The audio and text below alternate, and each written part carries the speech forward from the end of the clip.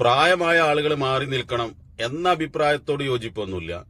പക്ഷെ പാർട്ടിയിൽ ഒരുപാട് കാലം നിങ്ങൾ പ്രവർത്തിച്ചപ്പോൾ നിങ്ങൾക്ക് കിട്ടിയ ഒരുപാട് ആനുകൂല്യങ്ങൾ, പാർട്ടി തന്ന ഒരുപാട് ഔദാര്യങ്ങൾ, MLA ആയവര്, മന്ത്രിയായവര്, MP ആയവര് പല തവണ അവരിപ്പോ ഈ വരാനിരിക്കുന്ന നിയമസഭാ തെരഞ്ഞെടുപ്പ് മുന്നിൽ കണ്ട് പത്രമാധ്യമങ്ങളിൽ, സോഷ്യൽ മീഡിയകളിലൊക്കെ സീറ്റ് ഉറപ്പിക്കുന്നതും ഞാൻ അവിടെ മത്സരിക്കുമെന്നും ഒക്കെ പറയാതെ പറയുന്നതായി മീഡിയകളിലൂടെ ചർച്ചകൾ വന്നുകൊണ്ടിരിക്കുക.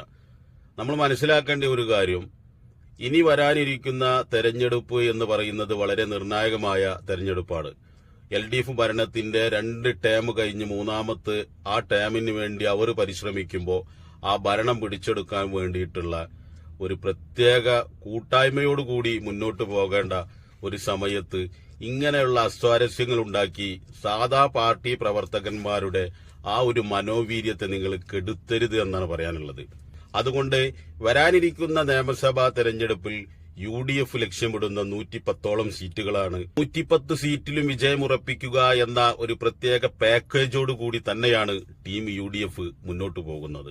അതിനിടയിൽ സീറ്റ് ഉറപ്പിക്കലും, എനിക്ക് ആ സീറ്റ് വേണം, ഞാൻ അവിടെ മത്സരിക്കുമെന്ന് വാശി പിടിക്കലും, ഇതൊക്കെ പാർട്ടിക്ക്, UDF മുന്നണിക്ക് ഗുണം ചെയ്യില്ല എന്നൊരു കാര്യം കൂടി ഓർമ്മപ്പെടുത്താണ്. നിങ്ങൾ യഥാർത്ഥ പാർട്ടി സ്നേഹികളാണെങ്കിൽ നിങ്ങൾ ചെയ്യേണ്ടത്, പാർട്ടി നിങ്ങൾക്ക് സീറ്റ് തരുന്നുണ്ടെങ്കിൽ നിങ്ങൾ മത്സരിക്കണം.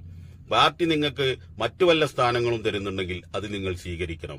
പാർട്ടി നിർത്തുന്ന ഏത് സ്ഥാനാർത്ഥിയായാലും അദ്ദേഹത്തോടൊപ്പം സഹകരിച്ചു കൊടുക്കണം. വിജയത്തിന് വേണ്ടി പ്രവർത്തിക്കണം. നമുക്ക് വേണ്ടത് വാശിയോ വൈരാഗ്യമോ ഒന്നുമല്ല. നമുക്ക് വേണ്ടത് വരാനിരിക്കുന്ന നിയമസഭാ തെരഞ്ഞെടുപ്പിൽ 110ഓളം സീറ്റ് നേടി ഭരണമുറപ്പിക്കുക എന്നുള്ളതാണ്.